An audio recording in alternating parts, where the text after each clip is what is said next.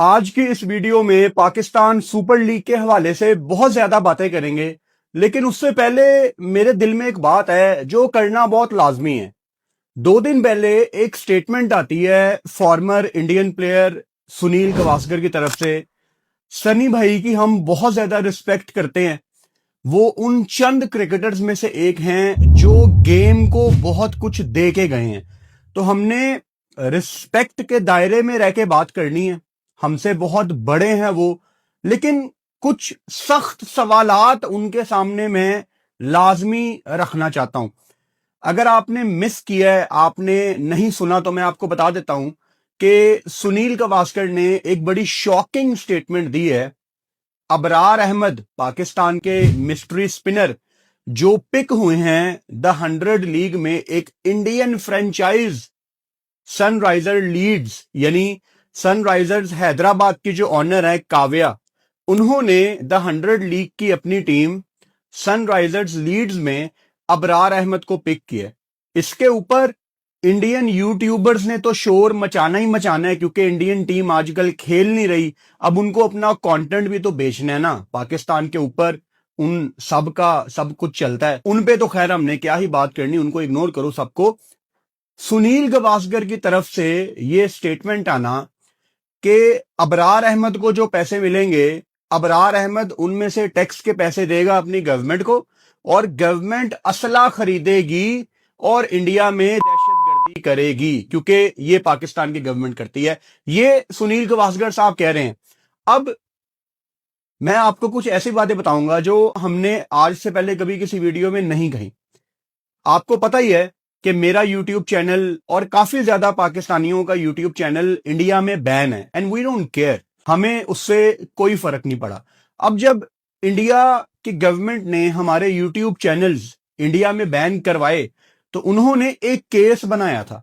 वो केस ये था कि ये जो पाकिस्तानी यूट्यूबर्स हैं ना, ये यूट्यूब से पैसा कमाते हैं और ये उन पैसों में से टैक्स देते हैं अपनी गवर्नमेंट को, और उनकी गवर्नमेंट फिर असला खरीदती है और वो असला खरीद के वो इंडिया में दहशतगर्दी करते हैं। यानी इनके दिमाग में ना हर चीज बॉलीवुड की मूवी हो रही है। हम जब भी सारे पाकिस्तान में अपने अपने कमरों में जाते हैं, हम इंडिया के खिलाफ बातें करते हैं। हम हर टाइम सुरमा लगा के, स्कार्फ पहन के, टोपी पहन के, भाईजान जनाब, हम ये सब कर रहे होते हैं और हम सिर्फ इनके खिलाफ साजिशें कर रहे होते हैं। भाई ये डिनाइल में रहते हैं। अच्छा, फिर आपने नैरेटिव समझना है। इन्होंने वो एक नैरेटिव बनाया सोशल मीडिया पे कि पाकिस्तान के इन्फ्लुएंसर, पाकिस्तान के यूट्यूबर्स, ये सारे अपनी गवर्नमेंट को सपोर्ट करते हैं, अंदर खाते अपनी गवर्नमेंट को पैसे देते हैं कि ये लो मेरे इस महीने के पैसे, जाके असला खरीदो और इंडिया को बताओ कि मकसद क्या है। मतलब इनके मुताबिक तो भाई यहां पे ना ये धुरंधर चल रहा है इनके मुताबिक यहां पे, ठीक है। अच्छा, उसके बाद आपने देखा इंडियन टीम ने ड्रेसिंग रूम के दरवाजे बंद किए, हाथ नहीं मिलाए। ये सब कुछ बीजेपी की गवर्नमेंट के अंडर एक तयशुदा नैरेटिव है जो ये पाकिस्तान के अगेंस्ट बिल्डअप कर रहे हैं। अब ये इतने कामयाब हो गए हैं अनफॉर्चुनेटली कि आम लोगों में, जो इंडिया के आम लोग हैं, उनके अंदर भी पाकिस्तान को लेकर नफरत आ गई है। हम सोशल मीडिया पे काम करते हैं, हम जानते हैं पहले लोगों के अंदर इतनी नफरत नहीं थी। अभी भी बहुत लोग हैं जो बीजेपी के नैरेटिव को समझते हैं, लेकिन इन्होंने बहुत ज्यादा लोगों को ना दिमागी तौर पे वॉश कर दिया है। उनको समझ नहीं आती कि ठीक क्या है और गलत क्या है। अब द ग्रेट सुनील गावस्कर जो कि क्रिकेट को इतना कुछ देके गए हैं, उनके मुंह से ऐसी बात निकलना, भाई मैं ये मान ही नहीं सकता कि इनकी गवर्नमेंट इसमें इन्वॉल्व नहीं है। ये सिर्फ प्रेशराइज कर रहे हैं क्रिकेट के बड़े फिगर्स को, और इनको हर चीज पे आजकल ना सिर्फ सियासत करनी है। आजकल वैसे ही नरेंद्र मोदी के ऊपर इंडिया के अंदर इतना ज्यादा प्रेशर है, उनकी फॉरेन पॉलिसी एक्सपोज हुई है। लोग ये समझते थे इंडिया में कि अमेरिका को हम आंखें दिखाएंगे, लेकिन बाद में पता लगा वो तो बिग बॉस है। तो बड़ी मुश्किल हुई है इस टाइम नरेंद्र मोदी को अपने ही मुल्क में उन चीजों से बचने के लिए ना, जो चीज ट्रेंड में चल रही होती है, ये उसका इस्तेमाल करके अपने अवाम को जरा पाकिस्तान के अगेंस्ट मजीद नफरत फैलाते हुए ये लोग देखना चाहते हैं। सुनील गावस्कर साहब से पहला सवाल तो मेरा ये है कि अगर आपका ये मौकफ है पाकिस्तान के बारे में, तो आप फिर ये T20 वर्ल्ड कप में कमेंट्री क्यों कर रहे थे पाकिस्तानी कमेंटेटर्स के साथ? इवन एशिया कप में भी आप कमेंट्री करते हुए नजर आए। यानी ये दोगलापन नहीं है तो क्या है? ये बहुत सख्त अल्फाज हैं। सुनील गावस्कर हमसे बहुत बड़े हैं, हमारे लेजेंड हैं गेम के, हमारी गेम को बहुत कुछ देके गए हैं। मतलब हमारे जो भी पाकिस्तान के बड़े क्रिकेटर्स हैं, अब पाकिस्तान के बड़े क्रिकेटर्स मिसाल के तौर पे वसीम अकरम, वकार यूनुस, शुएब अख्तर, जो कंट्री को कुछ दे के गए हैं, मैं बड़े क्रिकेटर्स की बात कर रहा हूं, वो भी सनी भाई को जब मिलते हैं ना तो बड़ी रिस्पेक्ट के साथ मिलते हैं कि यार ये बंदा ना गेम को कुछ दे के गया है। तो मेरा आपसे, जो आप लोग वीडियो देख रहे हैं, आपसे भी मेरी यही रिक्वेस्ट है कि आप सख्त सवाल लाजमी पूछें उनसे। मिसाल के तौर पे अगर आपका ये नैरेटिव है, आप वर्ल्ड कप में पाकिस्तानी कमेंटेटर्स के साथ फिर हंस के बात क्यों कर रहे थे, आपने कमेंट्री क्यों की, आप ये सख्त सवाल करें, लेकिन आपने डिसरिस्पेक्ट नहीं करना। रिमेंबर वन थिंग, हम पाकिस्तानी पढ़े लिखे लोग हैं। ये जो इंडिया में हर बंदा गाली गलोच को आम करके बैठा हुआ है, अपनी माओ बहनों के सामने वो लोग गालियां निकालते हैं और इसको उन्होंने नॉर्मलाइज कर दिया है। उनमें और आप में फर्क है। आपने गालियां नहीं निकालनी, आपने रिस्पेक्ट का दायरा बरकरार रखना है, उसको क्रॉस नहीं करना। और सिर्फ एजुकेशन ही है, सिर्फ तालीम ही है जो आपको उनसे आगे ले जा सकती है। आज इंडिया बहुत शोबों में पाकिस्तान से आगे है, वो टेक्नोलॉजी में पाकिस्तान से स्पेशली बहुत आगे है। एक ही चीज आपको उनसे आगे ले जा सकती है, वो सिर्फ एजुकेशन है, वो सिर्फ तालीम है। और जितनी मर्जी तालीम आपने हासिल की है उसका कोई फायदा नहीं है अगर आपकी जुबान गंदी है। तो जुबान अपनी साफ रखो, अपने सवाल सख्त करो, अपने लफ्जों का चुनाव ठीक रखो, ताकि दूसरे बंदे को थोड़ी टेंशन भी हो कि यार इसने सख्त सवाल मेरे से कर लिया है और आपने तहजीब का दायरा भी ना क्रॉस किया हो। तो ये लाजमी मेरे लिए कंसर्निंग बात है कि सुनील गावस्कर ने ऑल ऑफ सडन ये स्टेटमेंट क्यों दे दी। यानी मैं बिल्कुल सरप्राइज नहीं हूं अगर उनकी गवर्नमेंट ने सनी भाई को इसमें यूज किया, क्योंकि इंडिया में ये चीज इस टाइम ट्रेंड कर रही है ना। They have nothing to do these days. India ने वर्ल्ड कप खेला हुआ है, हमें पता भी नहीं है कि उनकी अगली कौन सी सीरीज है, ना ही हमें उससे कोई फर्क पड़ता है, ना ही हमारा उससे कोई ताल्लुक है। सो उनके पास आजकल कंटेंट बनाने के लिए कुछ नहीं है। अब अबरार लीड्स में चला गया है तो बेचारों का ये महीना थोड़ा अच्छा निकल जाएगा, थोड़े पैसे वो कमा लेंगे थोड़े बहुत। सो अच्छी बात है अगर हमारे किसी पाकिस्तानी क्रिकेटर की वजह से इंडियन यूट्यूबर्स थोड़ा सा पैसा कमा लेते हैं तो आई एम हैप्पी। मैं तो हमेशा कहता हूँ वो पंजाबी गाना ना, मेरी दुआ के सारे बह के खान रोटी, तो मुझे तो बड़ी खुशी होती है इस चीज की कि हमारा पाकिस्तानी क्रिकेटर लीड्स में पिक हुआ है। तो भाई यूट्यूबर्स इंडियन थोड़े पैसे कमा लेंगे इससे, हमारे पाकिस्तानियों पे बात करके, वी डोंट माइंड। ठीक है, अच्छा। उसके बाद नेशनल T20 की बात करेंगे, पाकिस्तान सुपर लीग की बात करेंगे, और पाकिस्तान सुपर लीग में हम पिंडीज की बात भी करेंगे, हम रावलपिंडी पिंडीज की बात भी करेंगे, और फिर हम रावलपिंडीज को मिला के भी बात करेंगे। यानी ये क्या चल रहा है दुनिया में? कोई ऑर्गेनाइजेशन इससे ज्यादा नलायक नहीं हो सकती जितना नलायक हमारा पाकिस्तान क्रिकेट बोर्ड है। अब पाकिस्तान क्रिकेट बोर्ड कह लो, पाकिस्तान सुपर लीग कह लो, सेम लोग इन्वॉल्व हैं, एक ही बात है। दो चार बंदे पाकिस्तान सुपर लीग में है जो क्रिकेट बोर्ड में नहीं है, एक ही बात है। खैर, ये कैसे हो सकता है कि एक फ्रेंचाइज बिकती है पिंडी के नाम से, रावलपिंडी के नाम से, वो क्रिकेट बोर्ड को कॉन्फिडेंस में लिए बगैर अपना नाम अनाउंस कर देती है, अपना लोगो अनाउंस कर देती है, वो अपने शहर रावलपिंडी में एक्टिविटीज करवाते हैं। एक तो मुझे इस चीज से बहुत ज्यादा इख्तलाफ है कि रावलपिंडी में जो एक्टिविटीज करवाई गई हैं उसमें वन विलिंग दिखाई गई है कि लड़के वन विलिंग कर रहे हैं, ये रावलपिंडी का ट्रेंड है, oh we are Pindi boys. Just shame on you guys, this is illegal. आप किस तरह प्रमोट कर सकते हैं वन विलिंग को यार? और मुझे अभी तक समझ नहीं आई कि रावलपिंडी इस्लामाबाद की जो ट्रैफिक पुलिस है उन्होंने इन सब को पकड़ा क्यों नहीं। मैं तो कहता हूं आप रावलपिंडी के ओनर को पकड़ें और उससे जरा बात करें कि भाई आप ये क्या प्रमोट करवा रहे हैं सोशल मीडिया स्वैग के नाम पे कि वो यार रावलपिंडीज, हम तो पिंडीज बॉयज हैं, हम ये भी कर सकते हैं, हम वो भी कर सकते हैं, लेकिन आप बेटा कानून को हाथ में नहीं ले सकते, लेकिन हमारे कानून चलाने वाले इदारे जरा एक्टिव हो जाएं भाई, क्योंकि काफी इलीगल एक्टिविटीज रावलपिंडी वालों ने की हैं, वन विलिंग कर रहे हैं। This should not be on.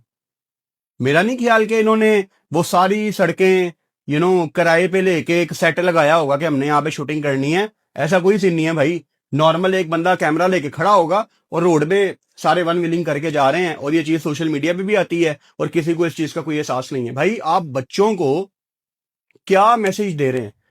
मुझे इस चीज की बड़ी तकलीफ है कि हम अपनी जनरेशन का नहीं सोचते, हम अपने बच्चों का नहीं सोचते। आपका बच्चा, मेरा बच्चा, पाकिस्तान का बच्चा, ये हम एक कम्युनिटी है भाई। हमने एक दूसरे के बच्चों के बारे में सोचना है। आपका बच्चा, मेरा बच्चा, मेरा बच्चा, आपका बच्चा, हमने एक दूसरों के बच्चों के बारे में सोचना है। अगर आपको सोशल मीडिया पे कोई चीज गलत दिखती है, उसके खिलाफ आवाज उठाओ यार। ये तो हमारे बच्चे खराब हो जाएंगे, हमारे बच्चे ये करने की कोशिश करेंगे और हमें पता भी नहीं होगा। काफी कुछ ऐसा सुनने में आता है ना कि फलां बच्चा, किसी का बेटा, किसी का भाई वन विलिंग करते हुए डेथ हो गई उसकी, सुनने में आता है ना, तो आपको क्या ही फर्क पड़ जाता है? अल्लाह ना करे आपको फर्क तब पड़ेगा जब कोई आपका घर वाला या आपके सर्कल का बच्चा जब कोई ऐसी हरकत में मुलविस होगा। और पीएसएल की फ्रेंचाइज जब इन चीजों को प्रमोट करे खुलेआम और किसी ने उसका नोटिस नहीं लिया, इस चीज का मुझे ज्यादा अफसोस है। खैर, ये कैसे हो सकता है कि वो अपना नाम फाइनल करते हैं पिंडीज, और उसके बाद जब पीएसएल पहली दफा इनका नाम अनाउंस करती है, अपने सोशल मीडिया अकाउंट से शेड्यूल जारी करती है, तो उसमें इनका नाम था Rawalpindi Pindiz, which was not making any sense. अच्छा, उसके बाद रावलपिंडीज इन्होंने नाम कर दिया मिला के। ट्विटर पे इन्होंने रावलपिंडीज रखा हुआ है, इंस्टा पे भी इन्होंने रावलपिंडीज रखा हुआ है, लेकिन फेसबुक पे अभी भी पिंडीज है। अच्छा, फिर जो इनके ऑनर हैं, मुझे उनकी समझ नहीं आती। मुझे लगता है ये दूसरा अली तरीन है। ये शायद 1-2 साल के बाद अली तरीन से भी 2 हाथ आगे जाएगा। जो इनके ऑनर की हरकतें हैं, वो सोशल मीडिया पे भाई साहब आके कह रहे हैं कि पेपर वर्क तो करना होता है ना, but we will be always Pindiz. यार है कि टेप बॉल दी लीग है, पेपर वर्क करना होता है। मतलब पीएसएल आपको रावलपिंडीज कह रही है, आपके लोगों में पिंडीज लिखा हुआ है। भाई शर्ट के ऊपर क्या प्रिंट होना है? आपने ठीक है रावलपिंडीज की टीम ले ली है, लेकिन जो आपकी हरकतें हैं, मुझे लगता है 1.5-2 साल ही है आपका पीएसएल में। तो पाकिस्तान सुपर लीग की मजबूरी ये है, या मैं दूसरे लफ्जों में कहूं कि पाकिस्तान सुपर लीग की नालायकी ये है कि उनको इतने ज्यादा पैसे मिल गए हैं, अब उनको इनकी ड्रामेबाजियां बर्दाश्त करनी पड़ेंगी। लेकिन इसीलिए मैं कहता हूं ना कि ऑर्गेनाइजेशन को सबसे ऊपर होना चाहिए। तरीकाकार इन लोगों ने सेट करना है, लेकिन ये तरीकाकार कैसे सेट करेंगे? ये सलमान नसीर साहब, ये सारे नालायक लोग हैं। ये तो रोड शो करने चले जाएं लंदन और न्यूयॉर्क, तो यहां पाकिस्तान सुपर लीग के दफ्तर में ताला लगा होता है, पीछे कोई बंदा ही नहीं होता। वो एक इनका सोशल मीडिया में रिसोर्स है, उसकी ब्रिटिश नेशनैलिटी है, और उसको ये रोड शो के लिए लंदन नहीं लेके गए, तो मतलब इनका क्या मकसद होगा? और सोशल मीडिया पे ये कितना ही गंदा काम कर रहे थे, उन दिनों मैंने हाईलाइट किया था। तो इनका थिंक टैंक क्या है? फजूल में जिन लोगों की जरूरत नहीं है उनको ट्रैवल कराना, और जिनको भेजना चाहिए उनको ना भेजना। ये सब कुछ समराइज करता है कि ये ऑर्गेनाइजेशन अंदर से कितनी टॉक्सिक है, और पाकिस्तान क्रिकेट बोर्ड या पाकिस्तान सुपर लीग के अंदर का माहौल कितना टॉक्सिक है। ये किसी दिन आपको मैं बताऊं, आपका ईमान उठ जाए इस क्रिकेट बोर्ड से। यानी एक एम्प्लॉय थे, उन्होंने जॉब छोड़ दी कि मेरा बॉस मुझे गालियां निकालता है। अब ये जो पाकिस्तान क्रिकेट बोर्ड में काम करते हैं ना, उनको पता है कि मैं किसकी बात कर रहा हूं और वो बॉस कौन था। कभी रेलिवेंट इस पे बात होगी और मुझे इजाजत हुई उस रिसोर्स की तरफ से बताने की, तो शायद मैं आपको बता भी दूं। लेकिन पाकिस्तान क्रिकेट बोर्ड में एक एम्प्लॉय ने जॉब छोड़ दी थी, कोई मेरा ख्याल है 2-2.5 साल पहले, और वो बहुत बड़ी पोजीशन का एम्प्लॉय था, इस वजह से कि मेरा बॉस मुझे गालियां निकालता है। तो खैर, क्या ही भाई आप इन सब पे बात करें। अब पता नहीं ये पिंडीज है, क्योंकि ऑनर रावलपिंडी के ये कहते हैं कि पेपर वर्क में तो रावलपिंडीज लिखना पड़ेगा ना। तो भाई I am sorry Rawalpindi fans, मुझे नहीं पता कि आपकी टीम का नाम पिंडीज है, आपकी टीम का नाम ऑन पेपर्स रावलपिंडी पिंडीज है या रावलपिंडीज है, आई डोंट नो भाई। अपने ऑनर से पूछें, वो ही आपको इसका बेहतर जवाब दे सकते हैं। अच्छा, उसके बाद पाकिस्तान सुपर लीग के हवाले से मैंने आपको एक खबर दी थी तकरीबन हफ्ता पहले। शेड्यूल तो आपके सामने आ गया है, ऐसा लग रहा है कि हर चीज प्लान के अकॉर्डिंग चल रही है। लेकिन गल्फ रीजन के हालात अभी भी सेटल डाउन नहीं है। यानी आज की ही खबर है कि पाकिस्तान की जो फ्लाइट्स हैं गल्फ रीजन की, वो तकरीबन सारी कैंसिल कर दी गई हैं। पहले पीआईए की फ्लाइट चल रही थी दुबई की बजाय फजेरा तक, के लोग यूएई से कनेक्ट हो पाए, वो भी आज कैंसिल हो गई हैं। तो मुझे ये नहीं समझ आ रही कि जो काफी महदूद फ्लाइट्स चल रही हैं, इतने ज्यादा प्लेयर्स ने पाकिस्तान आना है। प्लेयर्स के अलावा उससे पहले, उन प्लेयर्स से पहले ब्रॉडकास्टर्स ने पाकिस्तान आना है। ब्रॉडकास्टर्स ऑस्ट्रेलिया से भी आते हैं, साउथ अफ्रीका से भी आते हैं, जिम्बाब्वे से भी आते हैं, और ये सारे एमिरेट्स या कतर वगैरह से आते हैं, और मसला ही सारा इन कंट्रीज में है। तो पाकिस्तान सुपर लीग क्या टाइम पे शुरू हो पाएगी? I am not sure, because मुश्किल है ना, और हमारे रीजन के आजकल हालात आपके सामने ही हैं। देखते हैं भाई, अल्लाह करे कि पाकिस्तान सुपर लीग टाइम पे ही शुरू हो और सब कुछ ठीक ठाक हो जाए। अच्छा, इसके अलावा एक खबर जिस पे मुझे बहुत ज्यादा अफसोस नहीं है, हैरानगी है। पाकिस्तान सुपर लीग की टीम हैदराबाद ने अपना कप्तान अनाउंस किया है, और कप्तान उन्होंने रखा है मार्नस लबुशेन को। अब ये मुझे बहुत अच्छी तरह पता है कि पाकिस्तान सुपर लीग को ना वर्ल्ड क्रिकेट के बड़े नाम हर सीजन में चाहिए होते हैं अपनी लीग को चार चांद लगाने के लिए। लेकिन पाकिस्तान सुपर लीग को इस बात से कोई फर्क नहीं पड़ता कि वो प्लेयर टी20 का है भी है कि नहीं। यानी मार्नस लबुशेन ने आपके ख्याल से ऑस्ट्रेलिया की तरफ से कितने टी20 इंटरनेशनल खेले होंगे? सिर्फ एक, वो भी पाकिस्तान के अगेंस्ट।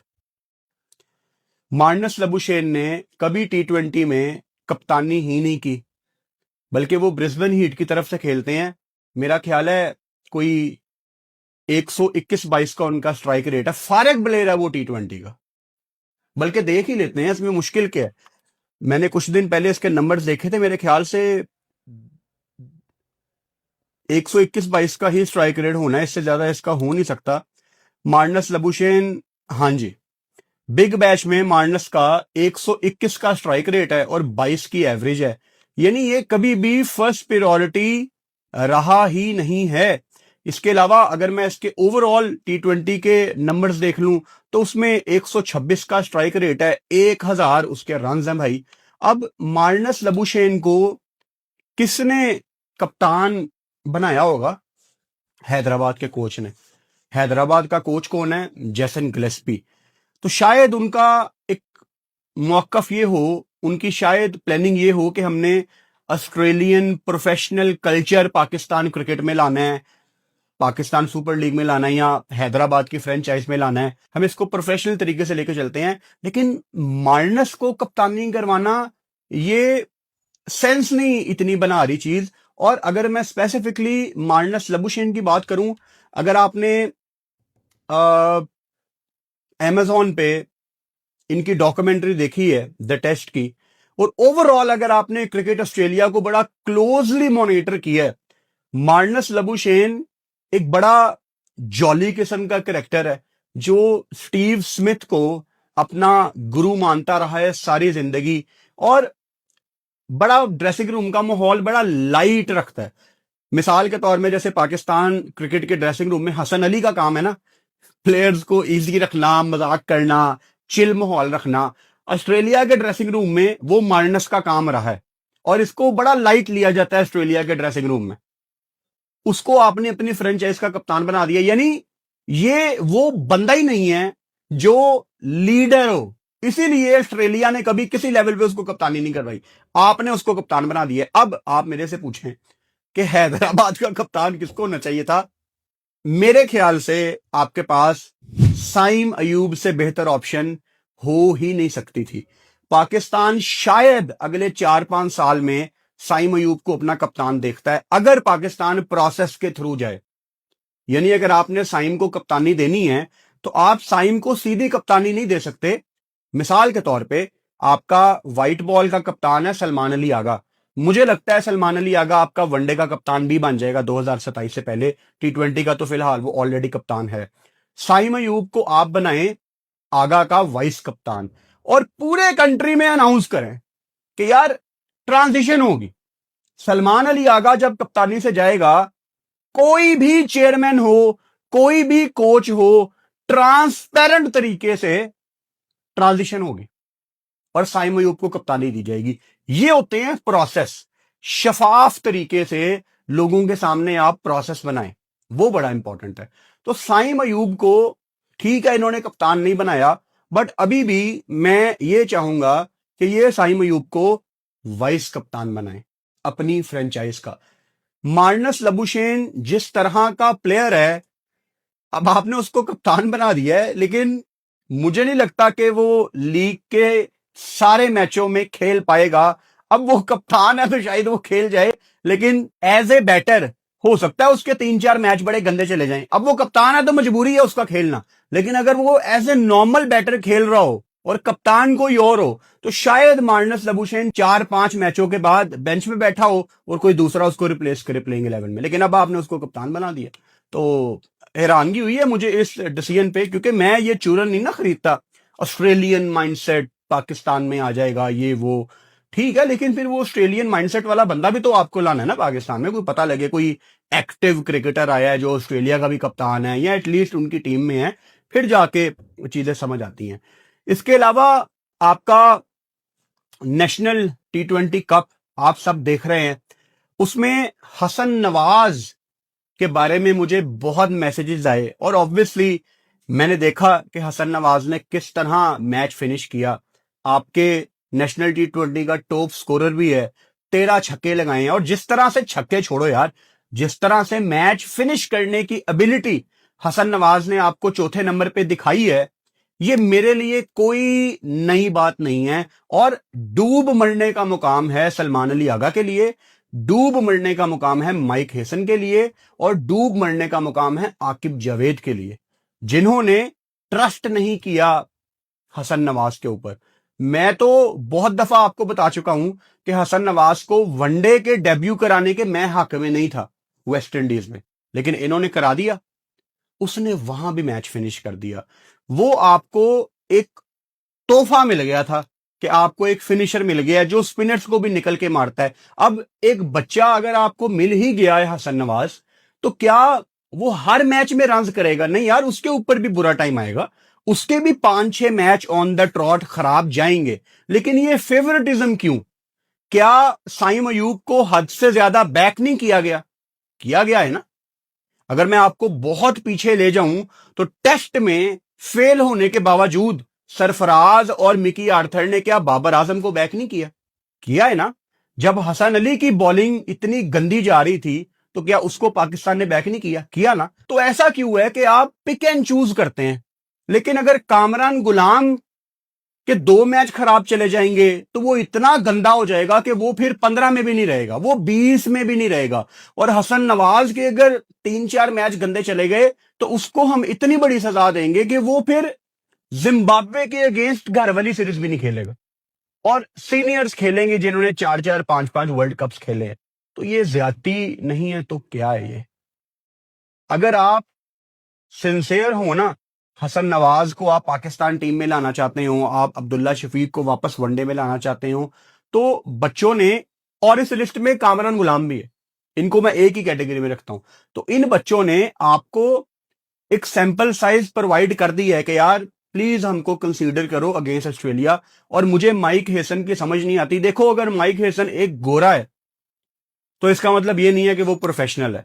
जो हरकतें माइक हेसन ने आपको पिछले 4-5 साल में प्लेइंग 11 और मैच के टेक्टिकल डिसीजंस अपने करके दिखा दी हैं, यानी विकेट लेने के बाद बॉलर अगला ओवर नहीं करेगा, जो सबसे बड़ा ट्रम्प कार्ड होगा on the day Usman Tariq, वो आधा मैच गुजर चुका होगा, ऑपोजिशन का बल्लेबाज ईशान सेट हो चुका होगा, वो फिर ही आएगा क्योंकि प्री डिसाइडेड है हेसन की तरफ से। तो ये चीजें सेंस नहीं बनाती। तो इन सबको सोचना है ना कि आगे टाइम नहीं है आपके पास। आपके सिर्फ 3 वनडे इंटरनेशनल मैच हैं ऑस्ट्रेलिया से, उसके बाद शायद आपकी एक ट्राई नेशन सीरीज हो जाए साल के आखिर में श्रीलंका और इंग्लैंड के अगेंस्ट। चलो उसमें भी पाकिस्तान कितने मैच खेल लेगी? 4-5? भाई साहब, वनडे मैच ही नहीं है आपके पास। तो आपने जो फजूल में इतने यंग बच्चों को भेजा है, और हमने काफी बात की पाकिस्तान बांग्लादेश सीरीज के दौरान, जो आपने अनडिजर्विंग लड़कों को भेजा है, क्या अचीव कर लिया आपने उनसे? आपकी वनडे की टीम तो इस टाइम इतनी सेटल होनी चाहिए कि कोई बंदा अपनी जगह से ना हिले, हर प्लेयर का आपके पास बैकअप हो। और जरूरी नहीं है कि वो बैकअप पाकिस्तान टीम के साथ आप ट्रेवल करवा रहे हैं। आपको पता होना चाहिए यार कि अगर किसी मैच में आगा अल्लाह ना करे इंजर्ड हो जाता है तो आगा का बैकअप ये है, अगर किसी मैच में साइम इंजर्ड हो जाता है तो साइम का बैकअप ये है। और आप उन बैकअप्स को बताएं कि यार एक साल है वर्ल्ड कप में, सिर्फ एक साल, ये ऐसे गुजरना है एक साल। आप प्लेयर्स को भी बताएं और आप उनके बैकअप्स को भी बताएं और आप उनको साल पहले क्लैरिटी दें। मैं देखता हूं आप कैसे नहीं सेमीफाइनल खेलते यार, क्योंकि जब आप बच्चों को बता देते हैं ना, मिसाल के तौर पे आपने कामरान गुलाम को बता दिया, आपने अब्दुल्ला को बता दिया, फिर उनकी तैयारी मुख्तलिफ होगी, वो डिफरेंट माइंडसेट में होंगे।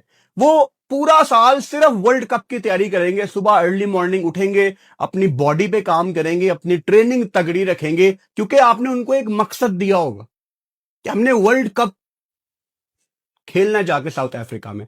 फिर पाकिस्तान क्रिकेट बोर्ड के पास इतना पैसा है, आप अगर मेंटोर्स को 50-50 लाख रुपया दे सकते हैं, आप मिसालें हजार हैं आपके पास, अभी से नहीं शुरू से इतना पैसा है। आपने वो पाकिस्तान जूनियर लीग पे मेंटोर्स को कितने पैसे दिए यार, करोड़ प्लस पाकिस्तानी मेंटोर्स को आपने पैसे दिए हफ्ते 10 दिन के लिए। अभी आपकी पाकिस्तान सुपर लीग की टीमें भी बिक गई हैं, आपके पास और ज्यादा पैसे आ गए। अगर आपके पास वनडे मैचेस नहीं है, आप अपने वर्ल्ड कप पड़े लड़कों को एक दूसरी टीम बना के, जो आपकी अपनी ही टीम हो पाकिस्तान की, आप इनको साउथ अफ्रीका भेजें। अब पाकिस्तान टीम की इतनी ज्यादा क्रिकेट नहीं है, 3 आपने ऑस्ट्रेलिया से खेलनी है, फिर आपकी टेस्ट क्रिकेट है, वेस्ट इंडीज इंग्लैंड, फिर आपका ड्राई पीरियड आएगा। आपके जो वर्ल्ड कप वाले 25 लड़के हैं, अगर आप उनको टूर कराएं साउथ अफ्रीका का, एक दफा नहीं 2 दफा कराएं यार। और साउथ अफ्रीका कोई बहुत ज्यादा महंगी जगह नहीं है। एक जो सबसे महंगी चीज आपको साउथ अफ्रीका पड़ेगी वो ट्रेवलिंग कॉस्ट है, उसके बाद साउथ अफ्रीका कोई इतनी महंगी जगह नहीं है। आप साउथ अफ्रीकन किसी क्लब से कांटेक्ट कर सकते हैं, you are Pakistan cricket board, लोग आपके साथ खेलने के लिए इंटरेस्ट शो करेंगे। आपके 25 लड़के हैं, उनको आप खिलाएं साउथ अफ्रीका में जाके, उनको प्रैक्टिस करवाएं, क्योंकि आपका मकसद फिर ओडीआई वर्ल्ड कप है ना। ये कितना मुश्किल है।